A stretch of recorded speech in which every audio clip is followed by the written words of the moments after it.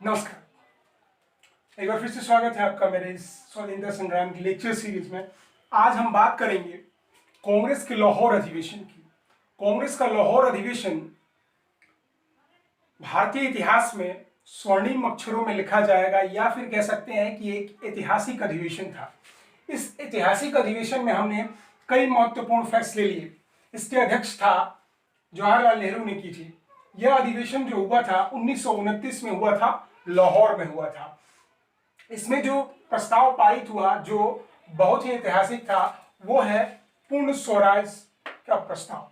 ये प्रस्ताव पारित हुआ। इससे पहले हम अंग्रेजी हुकूमत से ये कह रहे थे कि हम आपके अधीन रहेंगे, लेकिन आप हमें एक डोमिनियन स्टेट का दर्जा दे दीजिए जहां पे हम अपनी सरकारें बना सकें और यहाँ पे शासन कर सकें।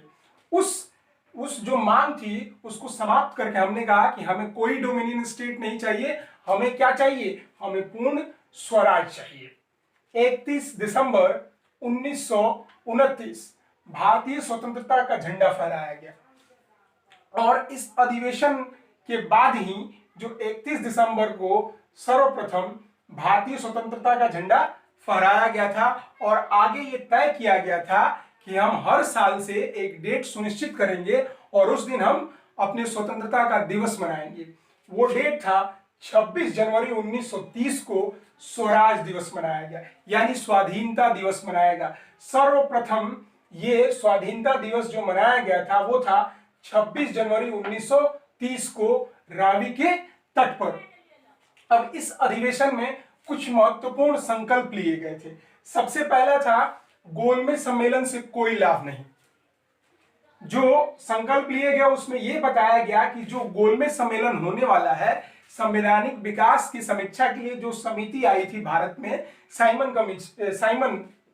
कमीशन, उसने जो अपनी रिपोर्टें सौंपी थी उस पर चर्चा करने के लिए और भारत में और क्या सुधार होने चाहिए, संवैधानिक सुधार होने चाहिए, उसके लिए ब्रिटिश हुकूमत ने कुछ प्रतिनिधियों को यहां से ब्रिटेन बुलाया था चर्चा करने के लिए। वही होने वाला था गोलमेज सम्मेलन। तो उस सम्मेलन से कोई लाभ नहीं, ये संकल्प लिया गया।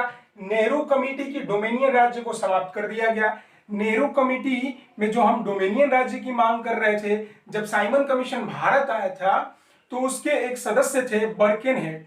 उन्होंने कहा था कि भारतीय लोग खुद का संविधान बनाने में सक्षम नहीं है। उसी के प्रत्युत्तर में हमने नेहरू प्रपोजल या नेहरू प्रस्ताव दिया था, उसको समाप्त करने का बात की गई कि अब हमें जो उसमें बात की गई थी डोमिनियन राज्य की, उसको हम समाप्त करते हैं। हमें क्या चाहिए, पूर्ण स्वराज चाहिए। तो स्वराज महत्वपूर्ण संकल्प लिया गया कि अब हमें स्वराज चाहिए। अब स्वराज का अर्थ भी समझाया गया था कि पूर्ण स्वतंत्रता, हमें पूरी तरह से आजादी चाहिए। अगला संकल्प था कांग्रेस जब उचित समझे सविनय अवज्ञा आंदोलन की शुरुआत करेगी। मतलब कांग्रेस जब उचित समझेगी सविनय अवज्ञा आंदोलन की शुरुआत करेगी।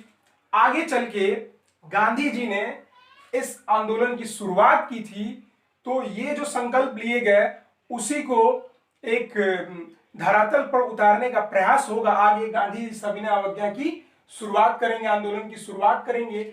यहाँ पे कुछ अलग हटके तथ्य है, आइए देखते हैं इसको। 26 अक्टूबर 1949 को संविधान पूर्ण रूप से बन चुका था।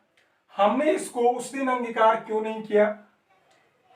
26 जनवरी 1950 को हमने अंगीकार किया, तो सिर्फ इसलिए हमने इसको अंगीकार किया कि जो ये दिवस है वो हमारे आने वाले भविष्य में यादगार हो कि हमने 26 जनवरी 1930 को सर्वप्रथम स्वाधीनता दिवस मनाया था। उसी दिवस को जीवंत रखने के लिए 26 अक्टूबर को भले ही हमारा संविधान पूर्ण रूप से बन के तैयार हो गया, लेकिन हमने उसको अंगीकार नहीं किया। उसको हमने अंगीकार किया 26 जनवरी 1950 को। आने वाले लेक्चर में अपन बात करेंगे कैसे गोलमेज सम्मेलन की शुरुआत होती है ब्रिटेन में और गांधी जी का सविनय अवज्ञा आंदोलन कैसे चलता है। धन्यवाद।